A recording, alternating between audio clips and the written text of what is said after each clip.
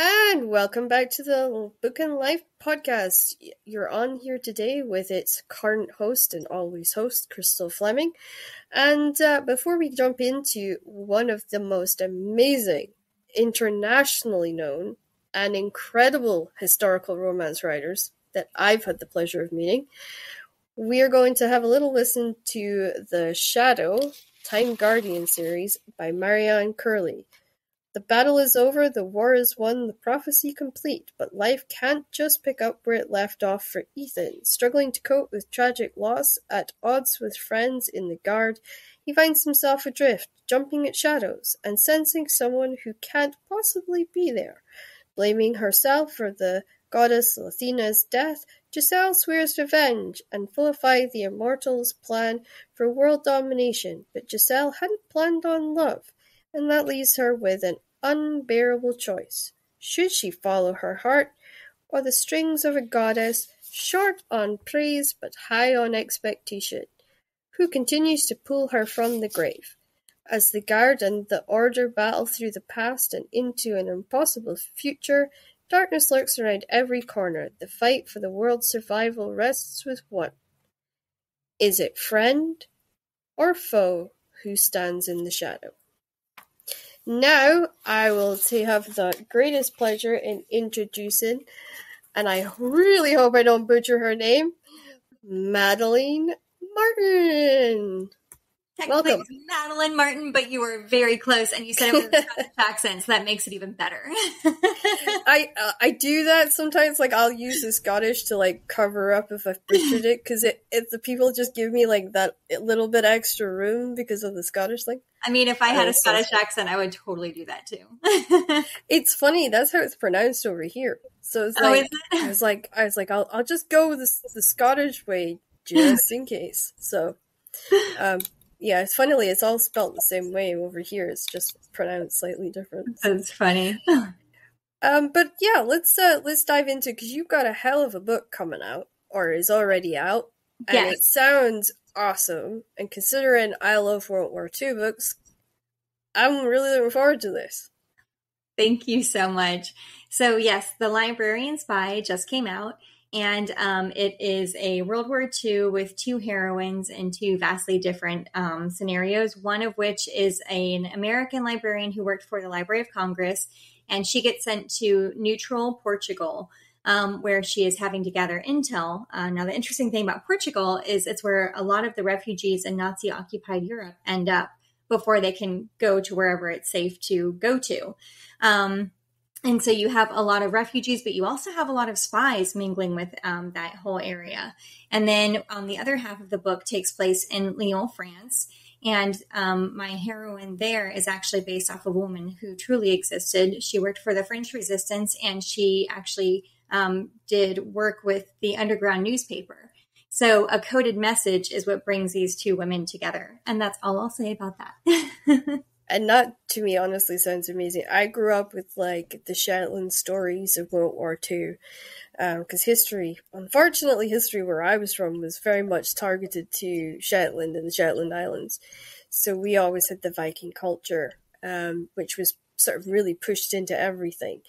And they, when World War II happened, our boats that would take people, refugees from Norway and Finland and Denmark, and they would take them over to Shetland, and then they would stay in Shetland for a period of time before they would be moved on into other areas of Scotland. Some of them were transported to Canada, but it was fishing boats. It was everyday men and women that were going on these voyages. And my grandfather was actually part of that.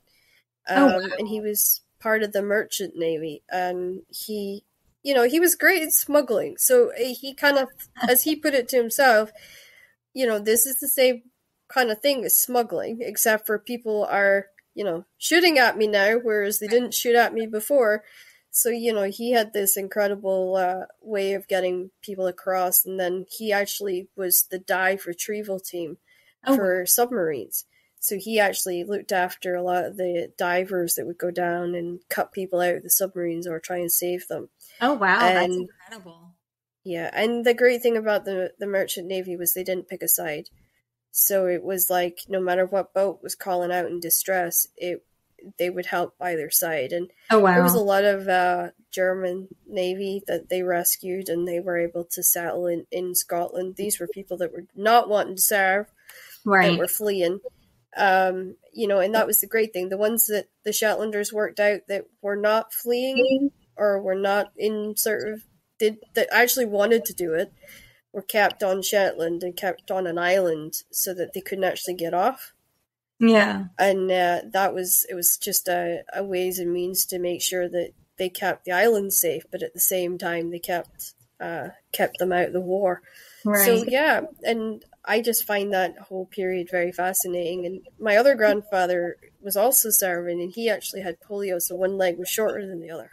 Oh, wow. And he was an electrician, and he used to drive around on the army bike, helping them put in sort of the electrical system. That's really what I didn't know about him until after he passed was that he was an architect. He actually built bridges. He never went to university or anything like that, but he had developed the ways to build bridges, and he helped take bridges apart essentially for the war effort. And he was an incredibly smart guy for somebody that didn't speak a lot. And then he had a granddaughter that would never shut up, so it kind of drove him a bit crazy. Well, you have an incredible family for sure. Yeah, and I mean that's why I love your book idea. It's incredible, and anything that's got anything to do with libraries, everyone knows is a selling point for me. Yeah, because Ian reckons I'm actually got my own library in my house, but that's awesome. I hit 900 books recently. Oh wow! Yeah, I love that. It's a sore point with hubby because he's like, if we have any more bookcases, there's going to be literally more space for the bookcases than us. And I'm like, but look at all those books. Look how pretty they are. No, Crystal, stop getting books. And then, of course, now publishers are sending them to me for free. And it's all for the show. And he can't say anything because it's for the show. So he's like, I'm going to have to buy you more bookcases. I'm going to at Christmas or something. And I'm like, sorry. Yep. Like, I'm terrible. I don't throw them out unless, like, I know I'm never going to read them again. Right. And then I'll relent and I'll, like, give them up and stuff. But there's just some series you can't let go. And if I find an author that I adore and I absolutely love, you know, like I was saying this to Fiona Cummins, who was on a couple of weeks back, I fall in love with them and I just buy. It doesn't matter what they write. I just buy it. Like, if it's got their name on it, I pick it up.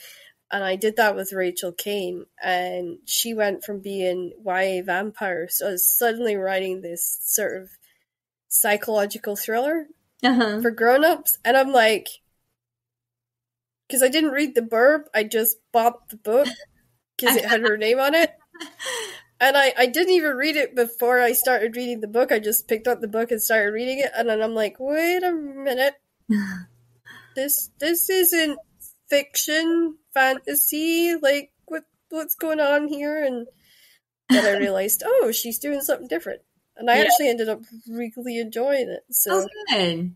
Yeah, I mean, it's great when an author can transcend a genre, right? Like, you know, I'm attempting at the moment to bust out of the sports romance genre, which is where I've been languishing now for a while. You know, and this great thing is I actually got to sit down and work with a detective that was on the show the first 48 hours. Oh, that's really awesome. And he was such an amazing guy, and I'm saving who it is until I release it because I want that to be a surprise for my readers.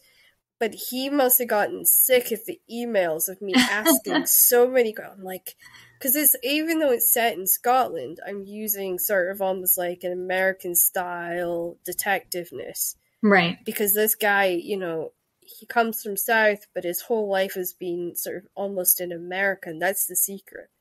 Okay, but he's almost like it's weird because he's got this guilt of feeling ashamed about not living in Scotland, about having left, and then coming back to police an island community that he essentially ran away from. So, yeah, and he's got kids that he can't connect with because he spent so much time away from them. Yeah. So it's a very kind of weird and twisted sort of, I've never written an all male lead before. So Right. that was like a huge step out for me, because that's like a whole new area for me. And then of course me sitting working with him, because I tried to work with a Scottish police officer. Well, I asked Scottish police officers to work with me, but I never got anywhere with that. So I was very Oh. grateful for when this guy said, yeah, you know what, I'll sit and help you. Oh, that really is so So wonderful. It's such a great thing when people are willing to share their knowledge. yeah, and that's the funny thing like about writing, is it has brought me into contact with such amazing people over my lifetime. I mean, I've had the pleasure of knowing like a Rachel Kane, and I've gotten chances to spend time with like Deborah Harkness. Yeah. What is it with me and names today? Deborah Harkness, like It's okay, you sitting said and it in having. a Scottish accent, so it's fine. Yeah, I'm gonna say it's fine because I've got Scottish eyes. But sitting and talking to her about my Immortal series, and how, like, I got told it was too Hollywood to be a book series, and how gutted I was about that. And then, sort of on the split side, I'm going to be sitting down and talking with Shirley Kennan, and I just got her book in a couple of days ago, and I've been reading Shadow Fallen, which is her new one. And it's just like crazy when I look at like how well connected I am into this whole romance. I call it we're like a sorority house almost. Yeah. Like it's like a sorority, and I've come from like the wrestling fraternity to all of a sudden being in a sorority where it's like totally different rules, totally different world, and everything's like, oh, I have to like, I can settle down, and like I don't have to almost like be bigger than life all the time. I can just be Crystal behind the scenes. I don't have to be Crystal McCarrington, the author. Like I can just, take that step back and be myself. And the great thing with the show is I can let like the Spitfire personality out whenever I need to. Right. And then I have like, because I can have camera episodes where, I'm not having to be, when I have my wrestling friends on, then I have to be like this huge, Larger than life crystal. yeah, it's weird because it's like I call it the wrestling bug. If you've ever walked down on stage at a convention and done like a speech or whatever, and you get that moment of attention where every eye on the room's on you, and you break out in that cold sweat, but at the end when they cheer and they're applauding you, that great rush, that's what it's like with wrestling. Only you get the great rush and the great high all the time you're involved in it. Oh, that's awesome. So, like, when I was writing the wrestling characters, it was like a rush because, like, I knew what that crowd was going to react like once they went out to do their thing. Yeah. But at the same time, like, I'm having to work with these people who have a huge ego and, who are really, really super sensitive, and I have to be aware that, their feelings are easily hurt, and, they don't like writers, and this is their character and their baby, and I'm just sort of, hijacking it for the night or whatever. Right. And it's a totally different way of writing entirely. In fact, we were talking about this the other day with another author about, deep personal, or what was it, deep point of view, so like 3D point of viewing, and getting into that sort of deeper layers of characters and really making them both showing why somebody would do bad things and then showing why somebody would tend to lean more to doing good stuff and doing, things that make them uncomfortable. Right. And for us with wrestling, you had to be able to answer the why, right? So everything you did, like if your character's favorite flower was a rose, you had to be able to say why it was. Why out of all the flowers, that was the flower for her. And I was really lucky. I met somebody that does ask why to everything. Literally, no, seriously. He'll ask you, why did you brush your teeth this morning? He is the most amazing guy for that. So yeah, it's awesome. And I'm feeling the joy because I'm lifting you up today. You're an international best-selling author. You've been on top of the world with your, being in the New York bestsellers list. That's what every writer wants to achieve, and you've managed to do that, and you're well known for your historical stuff. So getting you on and being able to share you with everyone else here in the UK that might not have gotten to know you. It's an honor to be able to do that on the show. So thank you for coming so much, on. Crystal. And I really appreciate you having me on the Book and Life podcast too. I've been looking forward to it. And it's different because you get to talk about things that necessarily we don't get to talk about when we go to like signings and when we're doing stuff like that, because they want to know about the book we're selling, not necessarily about reading habits that we have or writing habits that we have.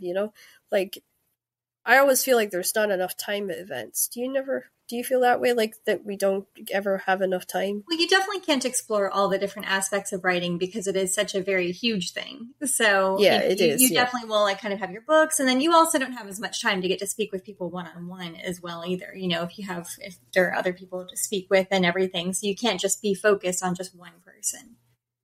And I feel like this is kind of reaching out because a lot of when I put the questions together, it was really pulling from the different people that I never got around to talking to at events. So like when I did my book signings, there were so many people that wanted to sit around and talk about writing. And I was like, but that's like a learning tree thing where you have to like sit for a long time under the learning tree to kind of get that kind of knowledge that they wanted in 5 minutes. And it's just not possible. No, yeah.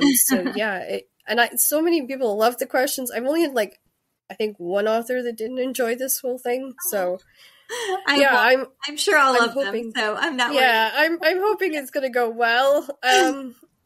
Fingers crossed, everyone. So yeah.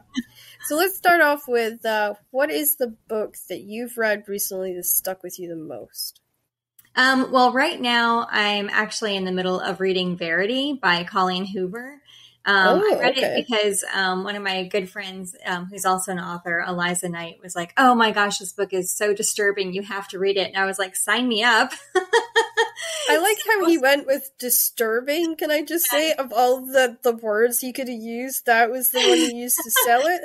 And we do love thrillers, and so disturbing gets us right where we want it. And so I'm about halfway through it, and it is definitely disturbing, which means it is so good.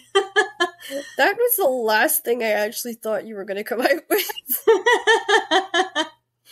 I'll take that as a compliment. I should have learned from because I asked this question to a children's author, and I don't know why I thought she was going to say something YA or young adult or children's or something, and she totally left fielded me with an adult fantasy, and I'm like, wait, what? Totally threw me, and that question gets me every time I ask it. I don't know why.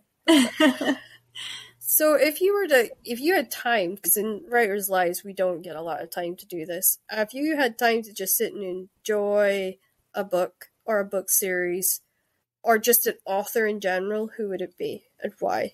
If it was just one particular author, you get one author, but you can have a series. A series. Well, I listened to the Matched series. It's a YA by Ali Condi. I listened to it, but I never actually had the opportunity to read it. And it was just if time was no object, which is laughable because I have children and time is my biggest constraint. If time was absolutely no object, I could completely lose myself in that series, and I would really enjoy getting to read it instead of just having to listen to it. So, but that was a really wonderful YA series. It's YA dystopian, so. Oh, I like YA dystopian. Oh, check out the series. It is so good. You'll need to send me the actual the whole name and stuff, because I will check it. Because I've been itching for one since I read the Divergent series. Ooh, that was really good too. But yeah, it's just Matched. Got into it. Really, really good. I loved it. I've actually listened to it about 3 times because I love it so much. So it would be wonderful to actually get to sit down and read it. Yeah, and I think, to be honest, there's some series, I can't do the Audible thing. I fall asleep. Oh. I don't know what it is about somebody reading a book to me. I just conk out. I just can't. I wish I could do it, but I can't do it. I'll do it while I'm running around. It's I'm emptying the dishwasher. I'm picking up the kids from this thing or that thing, or putting on my makeup. See, I'm terrible. I'm just on podcasts listening to True Crime podcast, or I'm listening to Unsolved. I'm terrible. But I don't even get to listen to podcasts because I know that you'll understand this, but when we're writing, there's nothing worse than getting out of your groove. Yes. Or getting thrown out your groove. Like, I'm writing a contemporary romance novel right now, and I went and saw Dumbledore last night, for Oh, instance. how was that? It was really good, but the only problem was I wanted to go home and write fantasy, and I was like, darn it, that's not the series I'm writing right now. Like, That's when you have to have a shiny notebook, a shiny new idea notebook, where you can just jot down those ideas, and it just take like 10 minutes or an hour, and just jot the ideas down in the shiny new notebook idea, and then you kind of get a little bit out of you, and then you can get back to what you need to. Yeah, that's what I do, actually. Funnily, you said that. I took out, because I'm really one of these organized writers where I've got a notebook for everything. Yep. So, like, so if I'm doing romance, I've got, like, this huge, big, black leather one I'll open. Or if I'm doing the Orchid Guild, it's like a sparkly peacock notebook that my hubby gave me. And I literally will write down in that notebook whatever it is that's bugging me, so that I can focus on what I'm doing. Yeah. But I also got hit with edits 2 days ago, and I'm just like, edits and writing at the same time, and it's not even the same series as... I don't know why I signed up for that. Yeah, well, I know with romance, because you do have to write the books a little bit faster. I know. Yeah. I mean, I was writing about 7 to 8 books a year while I had had a full-time job to make sure I got all the books out. And it was, editing one book, writing another book, copy editing another book, plotting another book, advertising another book that just released. And it was just like a constant chaos. It's like being in a washing machine, I think. It is a washing machine of ideas and words and edits. Yeah, and then you start seeing it in your sleep. And then you start having panic attacks in your sleep, like, about, have I done X, Y, and Z today? Did I remember to have a shower today? Did I, like, it all builds up in our heads, and I think that's where we all kind of get lost a little bit, because we're all worrying about the schedule and making sure we hit every point. So that's why I think I'm mad that I started this, because I'm like you, I've got like a million things going on in one time. I've got a BA honors course, I've got the podcast, I've got a book coming out, I've done 2 screenplays which got signed. Oh, that's fantastic. And now, congratulations. Yeah, not that they're going to get made. I don't believe for a second they'll get made. But, like... You never know. I don't. But it's like that way where then I have to, like, fit in meetings and go to hospital appointments. And I'm like... Really, Crystal? Your schedule was tight before the podcast, and then you decided to take the podcast on? I was like, oh, well. Yeah. I never did things by halves, so, that's going to be a continual thing, I think. Yeah, I get that. I'm an all or nothing kind of person as well. It's good when you have the energy to do it. It's not so good when you're getting up at, like, 6 o'clock in the morning, because you've got to be awake for a podcast at 8 a.m., which is what my tomorrow morning looks like. Oh. Tomorrow's going to be a brutally long day for me. Yeah. So who do you, when you got into historical romance and you sort of started writing, was there an author, past, present, who's really influenced you, maybe inspired you to write, made you excited about books? So, like, who got you into reading, and then who got you into writing? So who got me into reading is actually Laura Ingalls Wilder. I used to love that series when I was a little girl. So that might actually be another series that I would read if I just had all this wonderful time, because it's been ages since I read it. But, I really loved Laura Ingalls Wilder, because as much as I really wanted to be Mary, I was completely Laura. I was the one that was always getting that totally happens. Yep. Managed to mess things up. That was so me, and so I really connected with her. So absolutely the Laura Ingalls Wilder, like that whole Little House on the Prairie series. And then as far as what got me into writing, the funny thing is I started reading Diana Gabaldon's Outlander series when I had just had my first daughter, and she's now 16.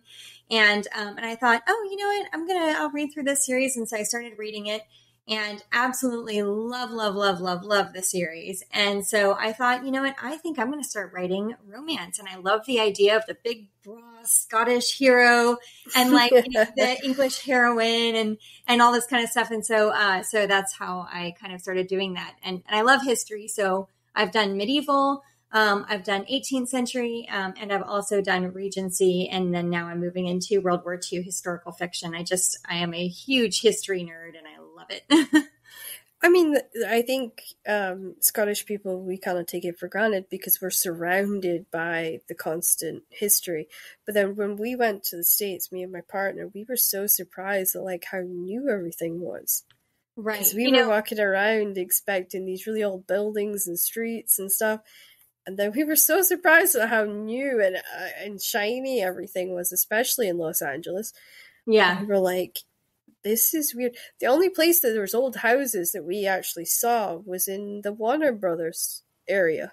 Yeah. Well, so the funny thing is I spent 12 years collectively in Germany because I'm an army brat. So I actually grew up with history. And then when it came time for me to go to college, it's kind of a long story, but I was looking for private schools, and I ended up in St. Augustine, which is the oldest city in America. So I went to St. Augustine, and I was very much expecting it to look like Germany. And I was very surprised when it was not like that. But I do still absolutely love the history here, and it is a very, very beautiful place. So I have no regrets ending up here. Yeah, no, I mean, I loved our trip to the Americans, and as I said to Ian, like I'd go back to America in a heartbeat. But then I'm a softie. I grew up in Shetland with Viking culture and Scottish history and fishing and all of the world of fishing industry. And we had Americans who were in our RAF base because with the Cold War, we actually had the cold radar system. And the radar system was monitored because they were listening through the North Sea for the Russians. And basically Britain and America took turns with the radar station. And then they closed the base. And when they closed the base, there was like a mass exodus of people off the islands. And I kind of stuck out because I was like this American loving, pickup truck loving, shotgun toting, cowboy boot wearing, horse riding nut. I kind of stuck out. Like, they're all like, yeah, Scotland the Brave. And I'm like, where's my shotgun and my pickup truck? I'm off. Like, totally just did not fit in the status quo. So yeah, I always said I got born on the wrong side of the Atlantic. Even my husband, jokes and teases me and says, yeah, you're a closeted American. I went to LA. It was so funny. He's Glaswegian, so he's got like a really thick, strong Scottish accent. And I can turn mine off. So I did. I went into LA and I turned it off and I started speaking and I had a very Cali accent and the Cali was coming through because unfortunately my friends from the American base were from California. Being the fact it was like mostly a Navy base and then, we had some RAF stuff going on. Yeah. And it was so funny because everyone thought I was actually from California. Oh, that's so funny. And Ian was like some foreigner they couldn't understand. And the amount of times they would just sort of stop looking at him and look over at me and go, what did he say? So you had to translate. So I had to be like a walking, talking translator. And I'm like, yeah, this doesn't, bring me flashbacks of when I was 12 having to translate for the kids on the playground. Because I could always do both. I was lucky. I could go between the American kids and the Shetland kids without any hassle at all. And yeah. But a lot of my classmates didn't actually realize there was American kids in our school. So interesting. Yeah. They kept that kind of quiet. Like, American families that were on the island, they didn't stay on the base. They actually stayed in the community. And they integrated so well because Shetland at that time was a very open place, a very kind of welcoming place. It's not as welcoming now. And they were able to just kind of get wrapped into it and they loved it to the point where actually Shetlanders couldn't tell who was Shetland and who was American. Oh, that's interesting. And everyone really loved it, except my dad, because he kind of got fudged over by an American fuel company and never quite forgave them. But yeah. it's, I was like, Dad, you sell fuel, so what can you what can you honestly say about that? And he was like, yeah, good point. So yeah, I love it. And if I could go back to the States, I definitely would. I want to visit your state, by the way. It's on my hit list. Thank you. I love Florida. Florida is really beautiful, and I'm like about 2 hours away from Orlando, so we have Disney passes and we get Universal passes and go to SeaWorld all the time. And we live like 15-20 minutes away from the beach and we never go. So we always mean to, then it's just always you to pack up so much stuff and then you have all the sand everywhere. And it's always so much more of an exciting idea than the application. Well, I like the fact that when we were thinking about moving to Florida at one point, and we were looking, and all your houses had these amazing, like, fenced-in back gardens or pool areas and all these sort of, like, screened areas. And I said to Ian, I'm like, wow, like, that's a lot of, like, investment they've put into their back. Because you come here to Scotland, and half of us only have, like, a grassy back lawn that we always forget about. Like, oh, shoot, we need to go cut the grass because the grass is like waist height. That kind of awful way. But then I was like, wow, these houses in Florida are amazing. And that's what I said to Ian. I said, Florida is probably safer to live in than California, to be honest with you. Mostly because I look at the natural disasters and think, lots of wildfires in California.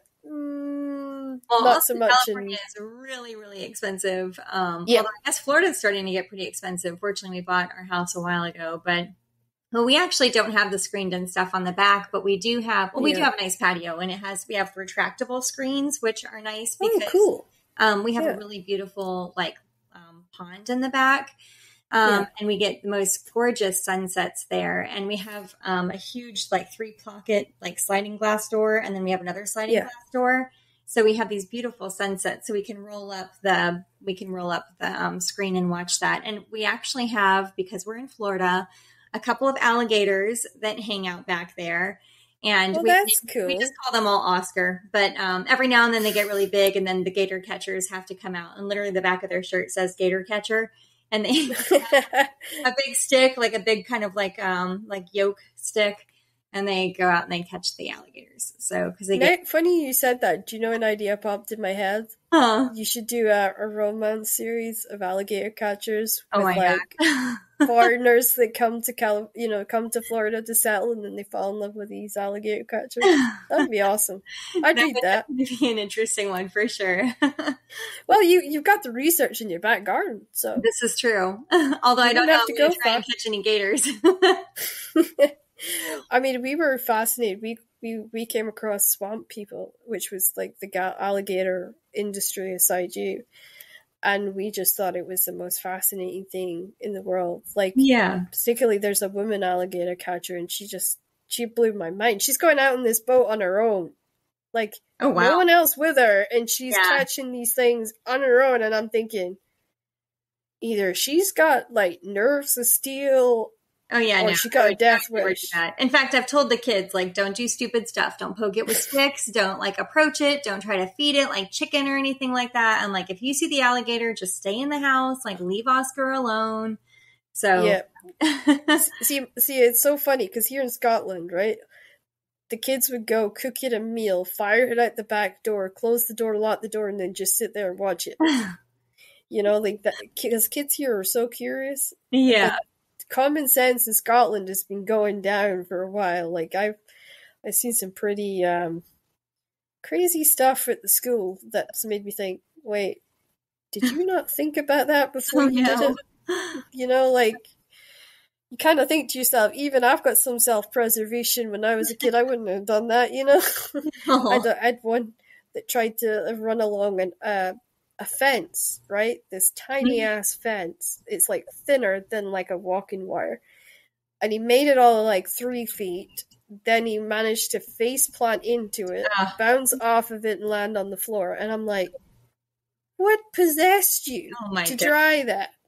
And he went, it looked fun. So in Florida, we would say, well, bless their heart. Yep, that's exactly what I said, actually. You took the words right. No, I honestly did. I said, bless your heart, son. And then in the back of my mind, I'm thinking, Oh, I wouldn't like to be your mom. She must spend a lot of time at A&E. Yes, probably.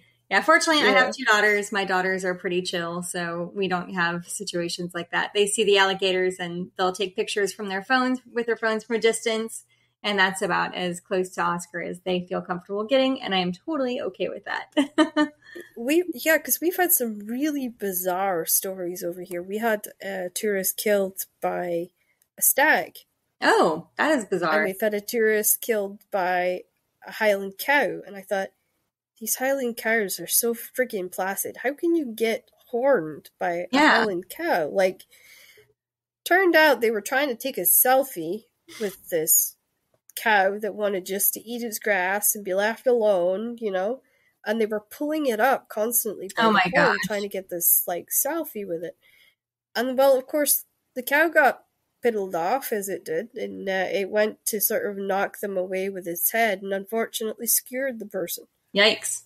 Ew. And it took them a while to catch the cow that was running around with the person dangling off its horn. Oh, gross. Yeah, it was more the fact he was stuck there. If he'd Yeah. fallen off, they'd have been able to save him. But it was the fact that he was stuck on. But yeah, like none of us could figure out why on earth they would Yeah. constantly harass these animals. And the stag one was the same. The guy just kept getting too close, and Yeah. the stag was like, "Hey, buddy, this is my territory," and just rammed him, and that was the end of him. So Yeah.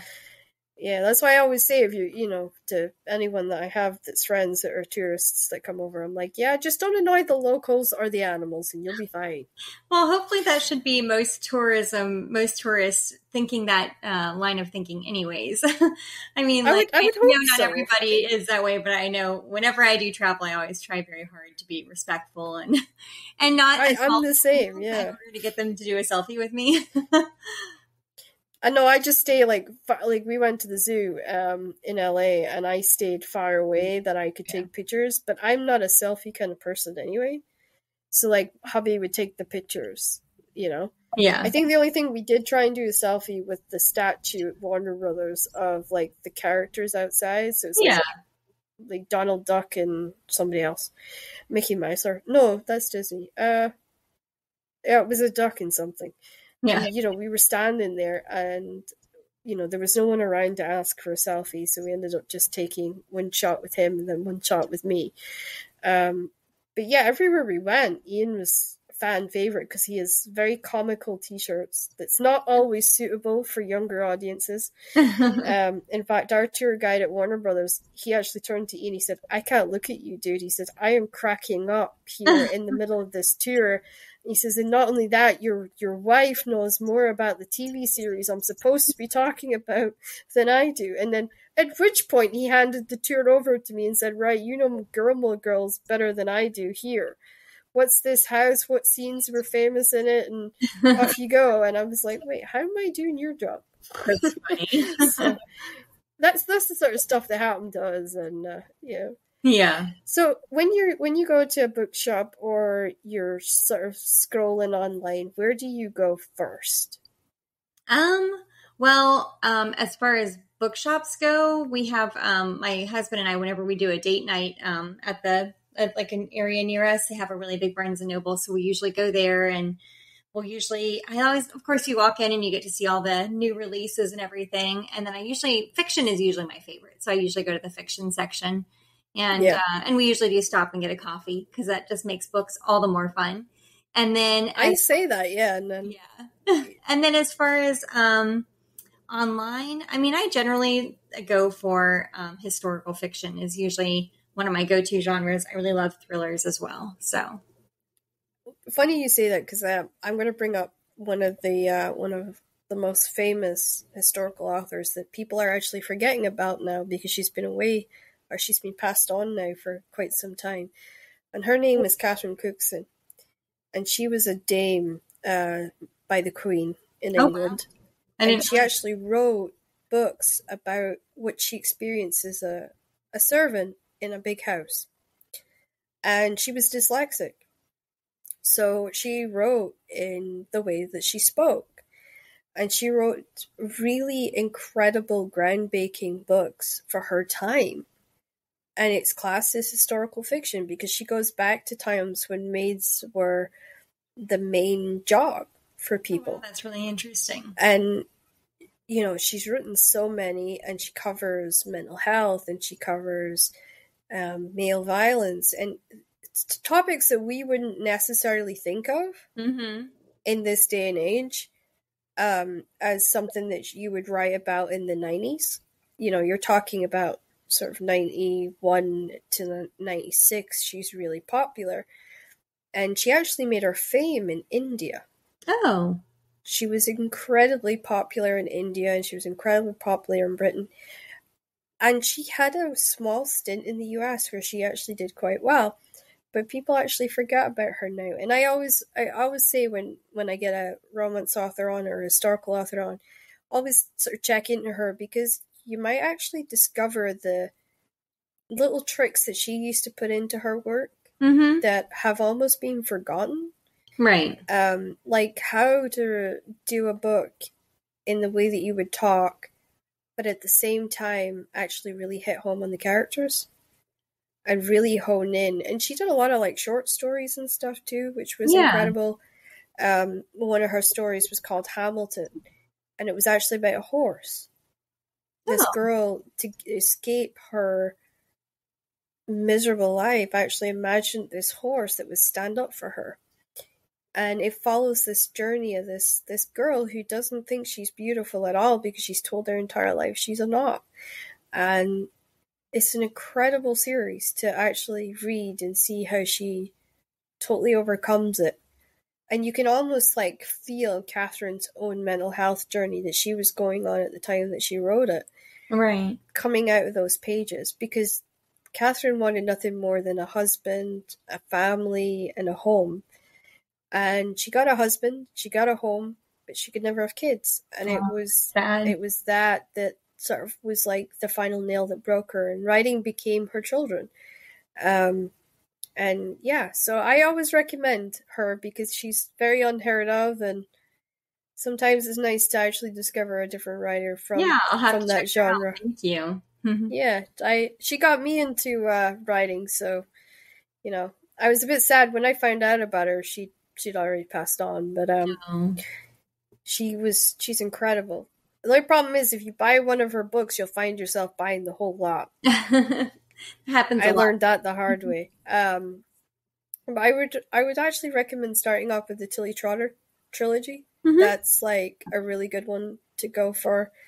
And there's one, I think it's called Born Hill, which is it's really one about class and how sometimes you can overcome class by just hard work. That even if you fall from an upper class, you can you'll get surprised by the working class and you might end up back there. Yeah. So like it's very, very good that she touches on lots of subjects that I think is as historical, because I've done historical myself. I think as historical writers, we kind of need to touch base with again and just remind people that these are still issues that we have now. Right.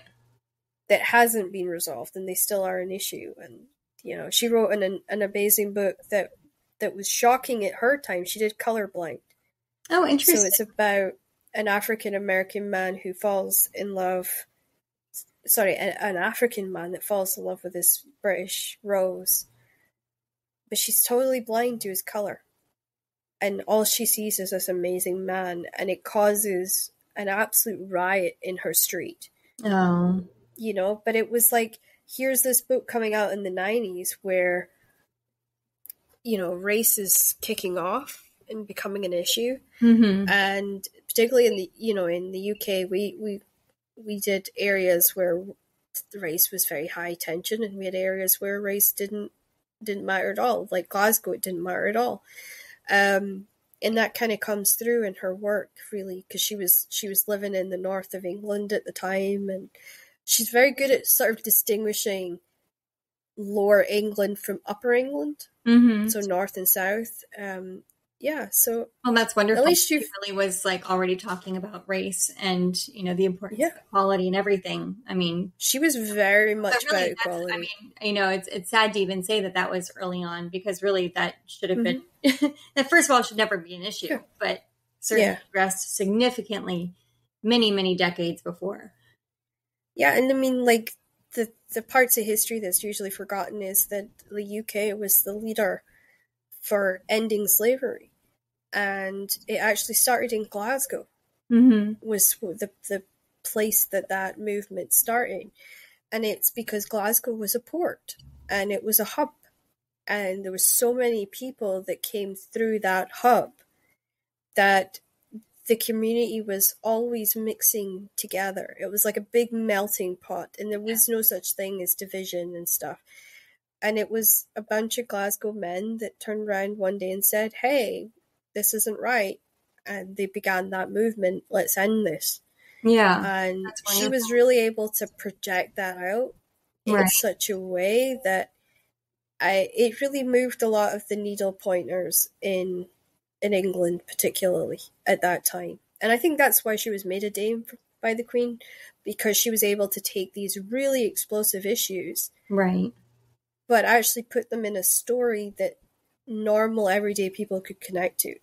Yeah, that makes sense. And I was a '90s baby, and when I started reading her, I was about 8 or 9, which I really wasn't old enough to be reading her. That's a different story. But I was able to sort of connect in with these stories and understand. And I stayed in an island with no crime, and everybody looked the same, and we all went to the same schools, and we all grew up in the same areas. And, it was a very, very sheltered life, but I could even connect into that stories and sort of pick up the lessons and morals that she was trying to teach in that. And, Right.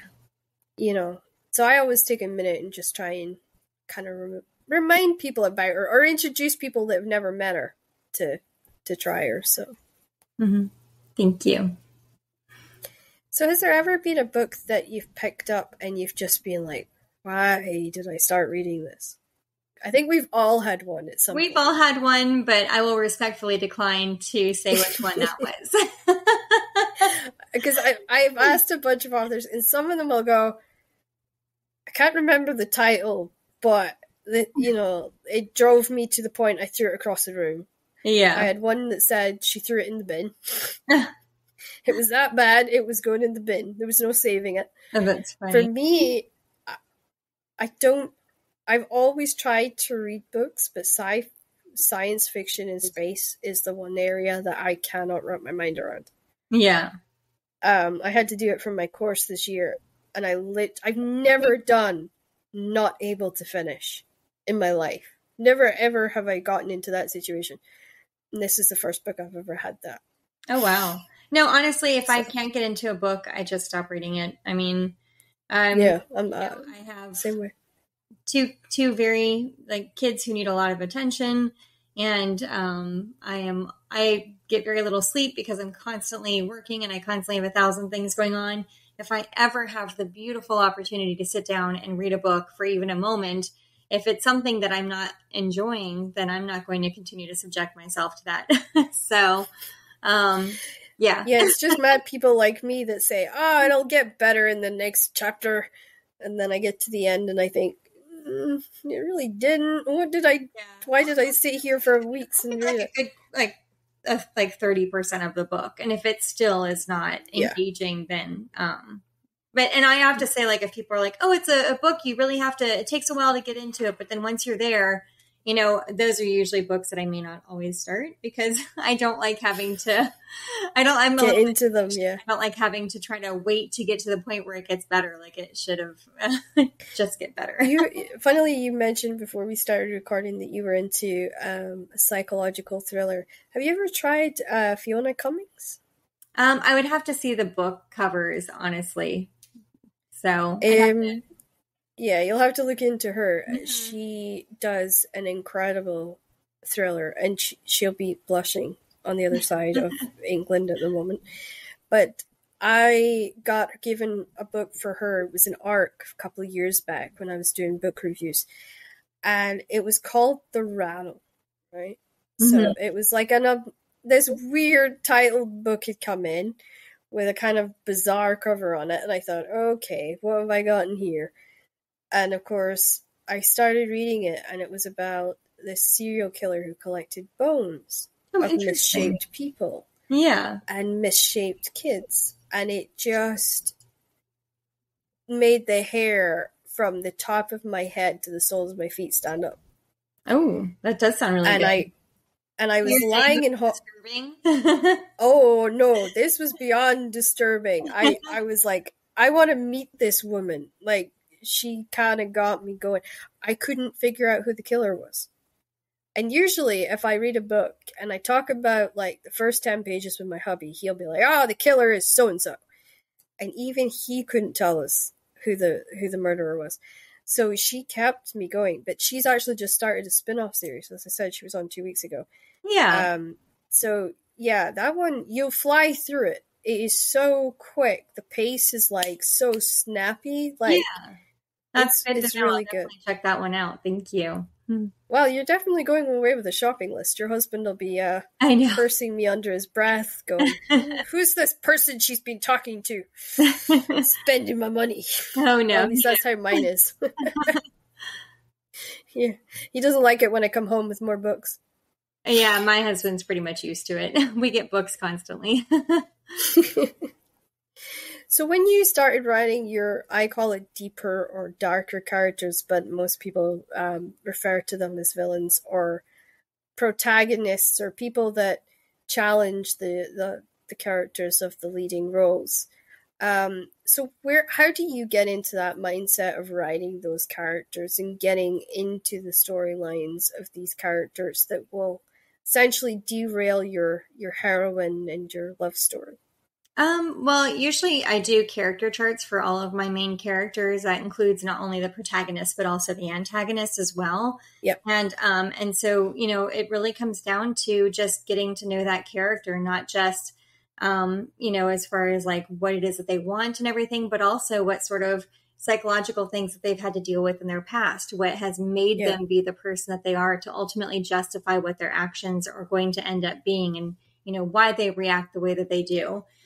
So I'm incredibly like type A. I always joke that I'm so type A, I'm 12-point Times New Roman font. And so I like everything. I know that feeling beforehand. And that really does include the character chart, including for my villains or, those characters. Mm-hmm. Yeah. See somebody that finally understands the process. I have, and I will show you this, but they can't see, is I have this little green book. Mm-hmm. And when this is for Test Zone, which is my dystopian, but this is to give you an example. I actually write it down in a notebook so I don't forget hair color or eye color or the name of the dog, because I will get so fixated that I will forget the details that actually really, really matter. Like, I'll be sitting there and I'll look over at you and I'll say, what did I call that dog again? Or what did I call that best friend that just sort of floats in and out? And he'll be like, why are you asking me? Because you're supposed to be listening. That's a good way to do it, for sure. Yeah, so that's my secret. That's how I do it. What inspired you to sort of enter into historical romance with your own writing voice? Well, it definitely would be Diana Gabaldon when I was reading Outlander. And that's kind of what started really putting it in my head. So, yeah. She's getting all the credit here. She is. But, I have to say, I've always really been, I've always been a huge reader. But the other part of it is that I've always had stories in my head. I think a lot of it is from just growing up in Europe and having so much of that history. Mm-hmm. And, my parents really embraced living in Europe. So we went all the time. We traveled all over Europe. And when you have these tour guides who are just really, really excited to share with you these stories, they tell these vivid, wonderful stories. And it's like they just lodge themselves inside of your brain like little seeds and grow into beautiful things. And so I've always sort of had stories in my head. And my mom gave me a box of all my childhood stuff ages ago, and a bunch. And inside there was a whole bunch of books that I had started They were either like chapter 1 and I'd written a couple of chapters of a book, or there was one that I even made a hardcover for. I illustrated it myself, not to brag, just kidding. It was horrible. Pictures were terrible. The story wasn't super great either, but you know, I had that's impressive skills. So so I think I've always had stories in my head that I've just wanted to tell. So you see, it's so crazy you say that, because some authors, like, do you get the experience of when you close your eyes or you go into your writing zone that you almost see like an entire world opens up in front of you? And Absolutely. if you go down a path, you go down that path till that story's finished, and then you forget it? Or does it like stay rooted in your head and you can always go back down that path for a I can always go back down that path, but that's also being a mom, because there is no such thing as uninterrupted work. My work, in fact, my work is so interrupted that, you know, especially when I'm writing romance, you know, The Princess Bride. Have you seen that movie? So, you know, The Princess Bride, when the grandfather is reading to the sick boy, and then like the boy would ask a question and all of a sudden the story would stop and you'd be back in reality and the boy would be asking the grandpa a question and he starts reading again and it falls right back into the story again. That is my life as an author. I have the story. You're not selling me on this, you know, writing with kids part at all. Like, I'm starting this year, so like, it definitely takes a lot of, it's a lot of broken concentration for sure.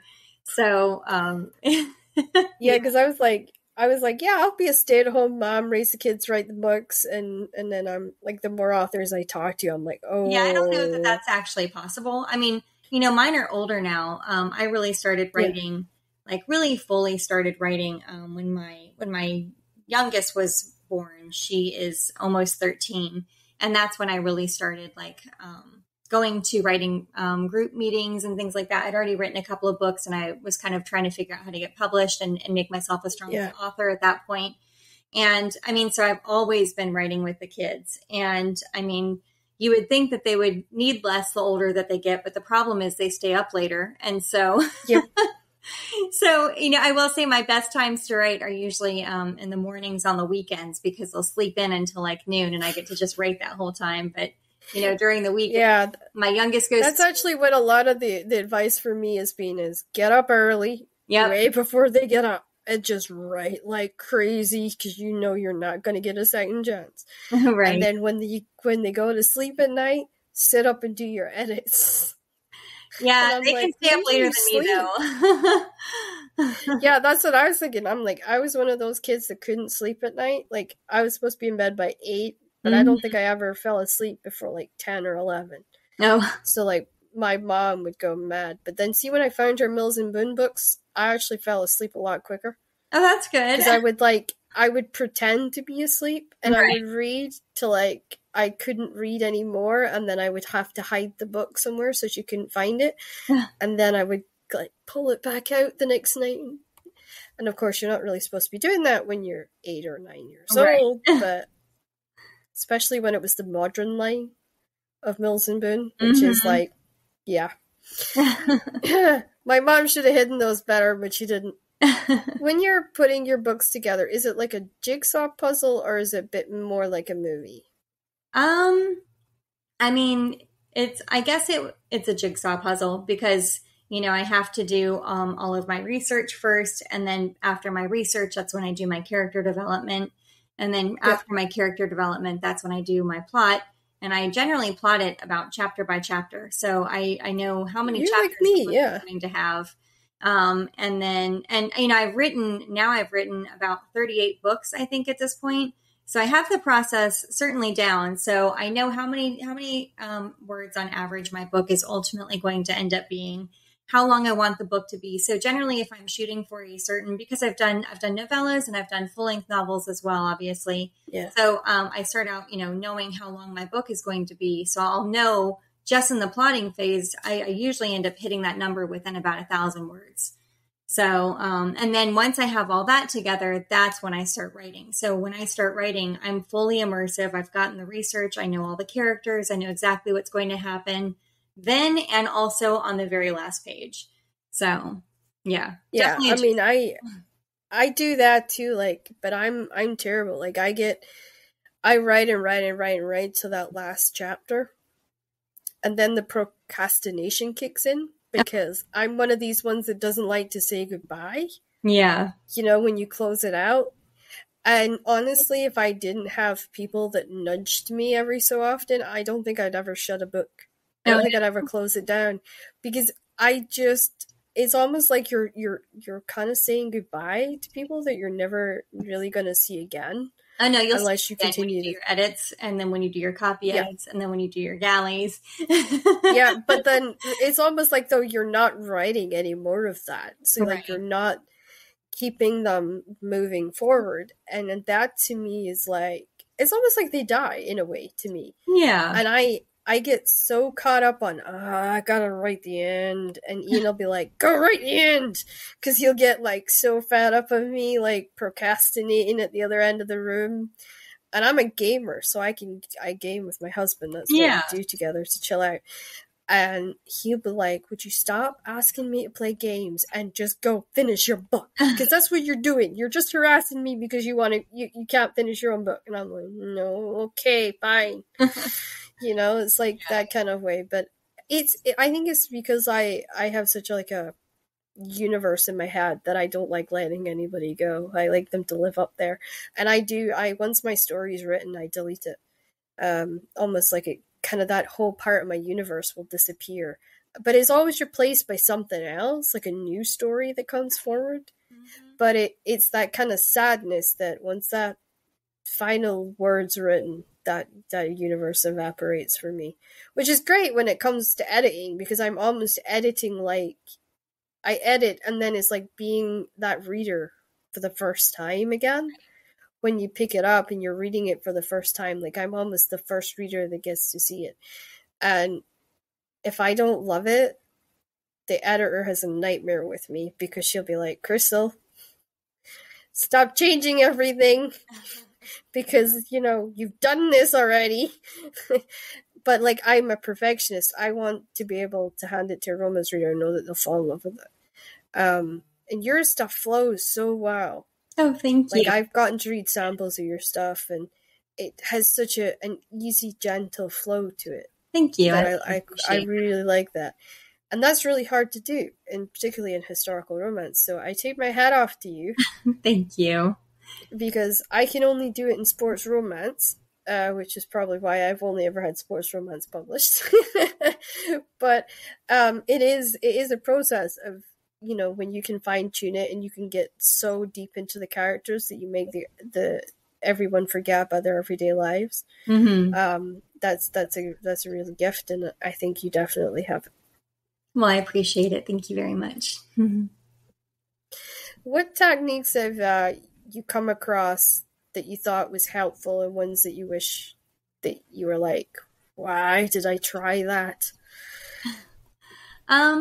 Well, do you mean like sort of writing tricks that help out going forward? Or like techniques or right. So points of views, or something that's been super helpful for me is basically like whenever I'm writing and I'm at the end of where I'm like, I have to stop because I have to pick somebody up from something or drop somebody off for something or make dinner or whatever the case may be, rather than just stopping where I am, I'll usually write a sentence or two to sort of remind myself where my brain was going, so that when I sit down to write again, I have that little tip where I'm like, oh yeah, and it doesn't have to be anything really detailed. It can be like, she's mad at him, he's mad at her, and then they kiss, something along those lines. And like, oh yeah, I remember where that's going. And so I can pick right up where I left off.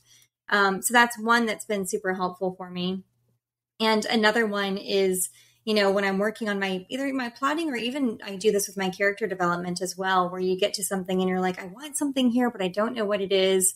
Mm-hmm. And if you go to pen and paper and you set a timer for like 10 minutes and you just write down everything that comes to mind. And usually within that 10 minutes, like you don't let your pen stop at all. You just keep going and you just keep making all kinds of ideas. And then at the end of that 10 minutes, usually if you haven't found the solution for what it is that you're looking for that character or that plot point or what comes next or whatever, you usually will at least have an idea of like sort of a jumping off point to give you, okay, this would be a great place to let's see what happens from here. And that's been very helpful. It's kind of like forcing your brain to unclog, if you will. Like being a plumber a bit. Right, exactly. That's your Drano. So, yeah. I'm glad you said that, because I was like, I'll set it up. I wonder if she'll take it. Yep, I took it. I ran with it. Yeah. They could have gone a totally different way there. So I took a leap there. So, what's been the most like unhelpful technique that you've tried? Let me think. I guess probably just plotting, or just writing without plotting. But that's also a personal preference. Pantsing, so I have tried pantsing. Pantsing is not for me. I am, again, way too type A control freak for So am I. Yep. It sounded like it was going to be such a wonderful thing, but everybody has what works best for them. And pantsing does not work at all well for me. But I have many friends who they works wonderfully well for. So I'm certainly not saying anything against pantsing. No. I mean, I'm right there with you. If I don't break down my books, I haven't a clue what I'm doing. It's just, it's just what happens. Which character stayed with you the most or the longest? I probably would have to say this is from one of my historical fictions, but Grace Bennett from The Last Bookshop in London. And I think it's because it was actually not my first, it was my first historical fiction, so that it wasn't romance. And I think because the entire book was specifically about just that one protagonist, is that I felt like I had to know her so much more thoroughly, because it was her character only through the duration of the entire novel. So there was no back and forth, there was no breakup, there was nothing going on. But then also, from her perspective, exploring those deep connections with all of the other characters in the book. And so, really, I feel like I knew her so incredibly well, not even, just throughout the whole entire story. Yeah. No, I get that. I've done that kind of with with Marie. I had to do that because she doesn't technically love like a normal person. So it was a much more difficult writing experience going into her. I get where you're going with that. Mm-hmm. Is there a character that you wish you could write more about? I mean, I've pretty much written all the characters. I mean, just the new characters that are in my head. Unfortunately, that doesn't count. This is like tying back to a book that you've maybe finished and you thought, I'll like a side character or something. Yeah, probably going back to The Last Bookshop in London again. Grace had a best friend named Viv, and Viv ended up being she was with the ATS, the auxiliary. Oh gosh, now I can't remember what the name of the abbreviation is for it. But she was an AK girl, which basically was an anti-aircraft girl who would help to shoot the German bombers out of the sky. And she was really just a very lively and fun character. And I've actually had several readers who have reached out asking if I would write Viv's story. So who knows? Maybe. So I guess I'm going to put you on record now and say what would be your answer to that question. Well, I have to say maybe, because we have to see. I also have so many other ideas for World War II novels that I also really want to write. So I like to always have one question that kind of catches people, because it gives like the readers that thrill of, is there going to be another one? And it gets everyone excited. So I do apologize, because I do have to do that for just the readers. Oh, no, you're fine. Now we're getting into the juicier part of the podcast, where we're actually going to talk about our everyday lives. So you've heard a little bit about our everyday lives, but you're going to experience it a bit more, because guess what, guys? We're not trolls that sit in the house all day writing. We don't live in big mansions writing. We're not all anti-socialists. So we're going to learn a little bit more about what life's like for this particular wonderful author in this portion of the interview. So what's the first thing that you do when you need to de-stress, stop editing and writing, and just find your happy, quiet space? I have kids, right? Yeah. I hope you're not going to turn around and say, I go spend time with the kids, because like that's not de-stressing, that's adding stress. I don't really know that place exists. Sometimes at night, I will go to bed a little earlier and I will take a hot bath before bed. And my husband got me a massage chair for Mother's Ooh. Day last year. And I will say that has been very, very nice. So if nothing else, I know that I can always get like a nice 15 minutes to myself with a book in my hands, having a little massage right before bed. So That sounds wonderful. that's going to be my little pocket of heaven. We all need it. We all need it. And I think COVID's taught us that is we need those pockets of just Absolutely. my time, yeah. So what hobbies do you enjoy, if you have any? And what ones do you wish you could explore if you had the time? Well, I'd say probably one of my hobbies is working out. I try to make sure that I work out every day. I actually have like a whole weight set next to my desk where I have weights that go from 3 pounds all the way up to 30 pounds. And I make sure I do like my workouts every day. And as far as what hobbies do I wish that I could explore, I wish I did have more time to do like little crafts and everything. I used to do them with the girls when they were little, but as they're getting older, they don't love the crafts as much anymore. And so, but every now and then I'll kind of dip my toe into it. Like during the pandemic, I was one of those people that made like hundreds and hundreds of masks and donated them to like the neighborhood and the hospitals and the vet and, everything. So I do enjoy crafts. I just unfortunately don't always have the time to be able to do it. So and there isn't any one particular craft. I love all of it. I love making wreaths, or when the girls were little, we would do fairy houses for the garden. Everything. So I just enjoy crafts. It's a lot of fun. You just actually hit on our next question, which is, do you like crafts? Yes, I do. and is there do you use crafts to clear your mind? Like, what's your other way of just sort of clearing your mind so you get a good sleep at the end of the day? I don't really have a chance to do crafts as often as I would like to be able to clear my mind. Yeah.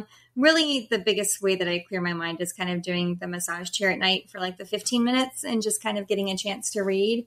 But I also really do enjoy, when I tell you that I enjoy research, I really, really enjoy it. And so believe it or not, a lot of times that's almost what I do to relax sometimes is I'll read like a nonfiction book and just kind of lose myself in my research. I always say research is super important, and for me, it's the same. Mm-hmm. And it kind of chills me out. If I'm like stuck in hospital, there's nothing that I like better than to be reading and studying like what I need to put into position for my next book.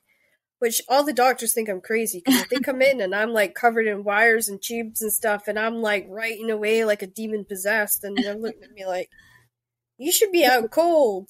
No, you gave me painkillers. I'm not going to sleep for the next 36 hours. That was my experience in the last year. So I spent 3 weeks awake in hospital. I didn't sleep an hour for 3 weeks. I got my book finished. Well, that's good. I was the only person that they've ever met who was writing a novel in ICU. Oh no. Well, but I got it done. Feeling better. So, yeah, I mean, my editor's going through it right now, and she was like, we're going to have to go over this bit, and I'm like, oh no, shucks, what did I write in that induced 36-hour period when I didn't sleep? Because I literally, they told me I looked like a demon possessed. So, oh my goodness. So I myself have a long-term illness, which the readers are now kind of more aware of. I have idiopathic rheumatoid arthritis. I know idiopathic, it sounds like idiot. I know, and I'm sorry, listeners, but that's what they call it. And it makes me slow down and appreciate the day and smell the roses. In fact, it's really made me and Ian kind of do the adulting thing where we're progressing with our lives. We got married after being together for 13 years. Congratulations. Can't believe we've been together for 13 years. 14, it is 14 now, but it was 13 when we got married. Yeah. It got because of COVID, it got rescheduled 8 times. So like my family was totally confused as to when we were getting married. Can't blame them though, because 8 times is a lot. So what do you do to kind of like slow down and appreciate the day? And I mean, probably like, well, with my family. yeah. I mean, like with my kids, they are in a bunch of different extracurricular activities. We have, volleyball, horseback riding, dance, and then even just, drives to and from school to pick them up from like anime club and things like that. And, Anime club was that? Anime club. It's clubs where the kids all sit around and they talk about their favorite animes and everything. So the girls both love it. Yeah. I'm showing my age and my Scottishness there, where I'm like, okay, that's a new one on me. Horseback riding, volleyball, that I understood. Even the dancing I understood. It's just when you got to anime, I was like, yeah, that's left like wing here. School, they have like the clubs at school, and so they go there, and they're everybody has like their same like minds and everything. And I thought you meant they were sitting actually making animes, and I was like, whoa, that's an intense club. No, they talk about it. But the greatest thing with the kids is when you get them in the car with them, and I tell them that they're not allowed to be on their phones while we're in the car because I like them to talk to me. And so I told them when they get older and they can pay for an Uber driver, then they can sit there on the phone the whole time. But in the meantime, if I'm taking the time to pick them up, they can take the time to talk to me. And as soon as you get the phone out of the equation, they talk the entire time, and they'll tell me how their day was. They'll tell me how I know all their friends' names, people who they like and things like that. And it really is such a great, wonderful bonding time to get to spend with the kids. So you've hit on the biggest piece of advice. That I was a youth club leader, so I ran youth clubs, which was after school evening times when the kids would get together. And I had so many parents that would say to me, what's the best advice that you can give me to get my child to talk to me? And I said, do they own a mobile phone? And they would go, yeah. Kidnap it. Make it vanish. Meal times, car times, they're not allowed on it. Tell them they have to switch it off at a certain time of night. Because, social media is so intrusive into teenage lives, and it's so poisonous. I've had girls that's having anxiety at age 11 because they're sitting on social media and they're expecting to look like Kim Kardashian, for goodness sake. I spent more time at youth club teaching them to be happy within themselves and spending time with their parents and even the ones that didn't have the best parents, like saying, hey, okay, your parents might suck from your perspective, but maybe if you get to know them a little bit more, you might discover you have common ground, and that might make things better. And I had so many kids that came back to me like 2 weeks later and said, holy crap, your advice worked. Or parents that came back and were like, you're a genius. And I went, no, I've just been around kids my entire life. And because I was part of the Disability Writing Association.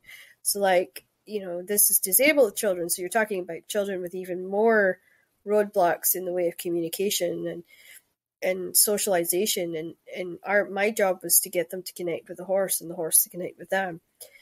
But yeah, I was lucky from age 16.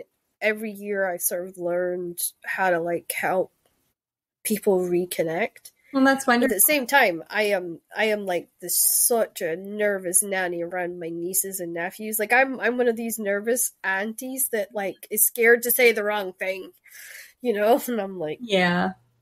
I'm sitting on my hands going, I don't want to say the wrong thing. Don't want to give you the wrong thing. Go ask your mom because I'm not sure.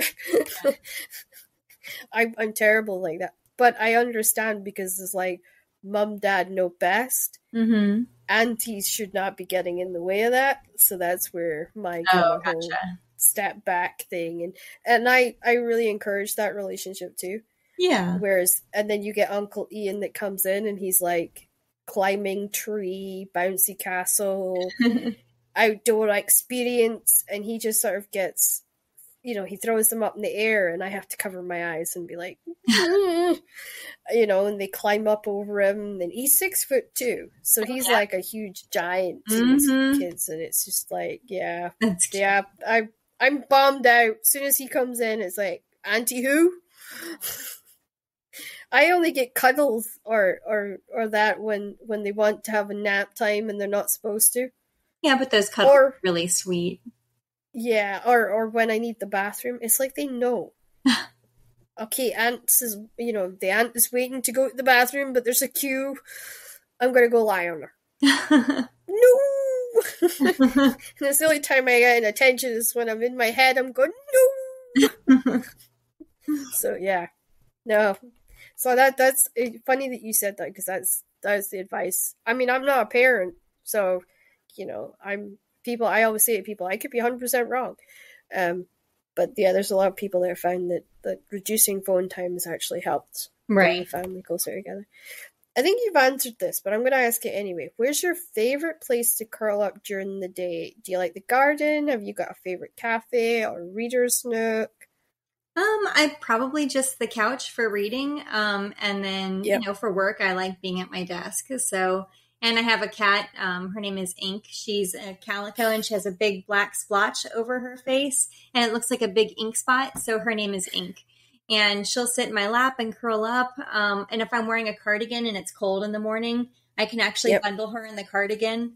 And she just and they're like a little hot water ball in there with me. It's really cute. She's a sweet girl. She's sweet, but she is spoiled and sometimes a little bit of a brat. Oh, I've got two. So I understand that more than I've got one. Mine are both male cats, right? Mm-hmm. Why I thought getting two was a good idea, I don't know. But I had one, and he was quite demanding, but he was an anxious cat. And they told me if he's like, if he's anxious and he's showing signs of not being calming and settling down, get a second cat. So I got him a kitten, because they say always get a younger cat to an older cat. And he has never forgiven me. Aww. Since that morning, the first night they spent together, I opened the bedroom door, and here's the little kitten Stefano hanging off the end of Big Brother Bob's tail, and Bob's face as he's swinging his tail about, pissed off, looking at me as if to say, "What did you bring home?" Or him suddenly getting ridden around the living room because Stefano's jumped on his back, and he was literally like, he was about the size of a teacup. Aww, when we got him. Cute. And now he's like a blinking tank when he hits you, because he literally does. He takes me and my husband's legs out all the time. And he looks small, but see if you actually see him stretched out, he's actually a big cat, and so is Bob. We still got sold total different story when we got them. They told us they would be small cats, and no, they weren't. Bob was bigger than his mum when we got him. He said to me he would be a small cat. So, yeah. Okay, so we're on to the favorite part for the listeners. We're going into the word game now, which I promise you most of the authors freak out over. But we're going to have some fun with this, and I have gotten a good theme for our writer today. Did you guess the theme when you read through the words? Is it nature? Yeah, because I'd seen that you had that bit about your history and stuff, and I thought, I bet she spends a lot of time outdoors, so I'm gonna have to give her a nature. And then I thought, only after I sent it did I think, maybe those words were a bit cruel, because they're harder words than anyone else has had. Everyone's had a theme that I've given them. It always ties into, something in their background, or it's tied into their books or something along those lines. So, yeah. So we're going to start off with the first word, parks. So I'm going to go with Central Park by Giuliani Musso, which is Oh, that's a new one for me. Mm-hmm. I'll have to look into that. Yeah, it's on my TBR. It looks really good. So I'm not the only one. Okay, good. Beaches. Bookshop by the Sea by Denise Hunter. Oh, I'm a sucker that for one's bookshop books. There's a series by Sarah Morgan. She's an incredible writer. That's they're really uplifting, lighthearted rom-coms. And she has one set by the Cornish Sea in England. You might actually really like them. I'll have to check that one out. Yeah. Fish. So that one I can't help it. All I can think is one fish, two fish, red fish, blue fish by whatever the one is by Oh, what's his name? Dr. Seuss. I always think of like, whenever I think about fish, I always think about that little book. Do you know actually what I thought of when I actually thought of that one? The sea through the one the sea threw back, Mm-hmm. but I can't remember the author now. Shoot. That's not going to come back to me either. Oh. I have those moments. I'll remember a title, but I will be screwed if I can remember the author that wrote it. Okay, Woods. Woods, I have a Warrior's Reckoning by Brenna Ash, which it hasn't come out yet, but I did read that one. It was really good. Was that an arc? It was an arc, and it is historical medieval romance. Ooh. Mm-hmm. See, I thought of Thorns and Roses, the Court of Thorns and Roses for that one, because like there's so many wood scenes she has in that series. It's super easy to get lost. Like you can almost imagine it. And I live surrounded by trees. I went from being in a place where there was 0 trees. I grew up in a place that had no trees at all. Mm-hmm. So when I came down and I started living with my husband, it freaked me out. Like walking through the trees at night was super scary for me. He thought I was such a wuss. It's such a wuss. Hey. As in you'd feed horses. I have Highland Temptation by Laurie Ann Bailey, and that one is another historical romance. See, I had Taming a Scot by Laurie Foster. Mm-hmm. It's like a time travel series, which again made me think of you. Scottish time travel series where this Scottish girl gets sent back. Well, this girl gets sent back to the Scotland time, and she ends up involved with Highlanders and stuff. It was cool. It's like the Immortal Highlander series. Yeah, that's what it was. I love Highlanders, so yeah. Tulips. Angels of the Resistance, and this one is an arc that I'm reading right now by Noelle Salazar, and it's a World War II historical fiction set in the Netherlands. So it's very. I thought of Forever by. Oh shoot! I've forgotten the author again. No. This happens periodically. My listeners are very well. I get the title, and then it's just like the last bit just vanishes on me. But yeah, she's an amazing author, and she lives in California, and she set an entire romance series around tulips. Oh, interesting. So yeah, if I ever remember who it is, I will send you. Okay. Finally, but never last, is Sunshine. Sunshine, I actually have Verity by Colleen Hoover, because there's this one particular scene where there's a woman out in the sunshine and it's super, super creepy. So that was why I thought of that one. Mm-hmm. Do you remember the ebooks? Like she did a series of little ebooks a while back, Colleen Hoover. Yeah. Was it Boyfriend or something like that? I'm not sure. To be honest with you, Verity is actually the first Colleen Hoover book that I've read. Ironically, I'm also listening to It Ends With Us, because I'm part of a local book club here, and that's our pick that's actually our pick for this month. I have my book club on Thursday. But it's just funny that I haven't read any of Colleen Hoover's books, and this month I happen to actually be reading 2 of them. She's an incredible author. Like I put a request out, fingers crossed, that she joins the book podcast. Yeah. Because I think it would be a lot of fun. She has a darker sense of humor, which is quite similar to mine. Mm-hmm. So, I think there'd be a lot of probably some dark, twisted jokes going on in that podcast, but it'd be well worth it.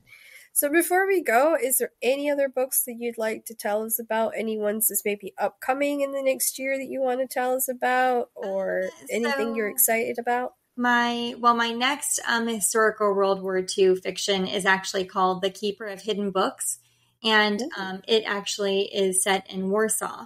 And so I've had a chance to go to Warsaw and do research and everything for that, which is cool. Getting to see all of that stuff after having read so much about it, getting to see it in person is pretty incredible. So yeah, it is. And I must admit those trips must be incredible. Yeah. I get to go over Scotland a lot and travel with my partner. Sometimes we just decide, okay, we're going away for the day and just go somewhere. And yeah, I mean, it's hugely important to do research like that for your Oh, for this, absolutely. so. Yeah. Actually, with the Librarian Spy, I was able to go to Lyon, France, and Lisbon, Portugal. And I also got to go to the Wow. Library of Congress to do research. Oh, those are so cool. Yeah. So I've been very fortunate to do a lot of in-person research for a lot of the books that I've written. It's been pretty incredible. We'll have to like give you lots of inspiration so you can do like in-person Scotland, and then me and Ian will take you to the places that are not on the guide. Oh, that sounds for some extra inspiration. Because I'm actually doing that. I've got the owner of a publisher that's coming over in June, and I'm taking her into Stirling to actually see the William Wallace Monument. Oh, how wonderful. I've actually been to the William Wallace Monument. I've been to Scotland a couple of times and for research for my historical romances. And it's really just such a beautiful, beautiful country. It really is. And the great thing about it is we also are taking her into the Stirling Castle, which has not been opened in so long, and it's reopened.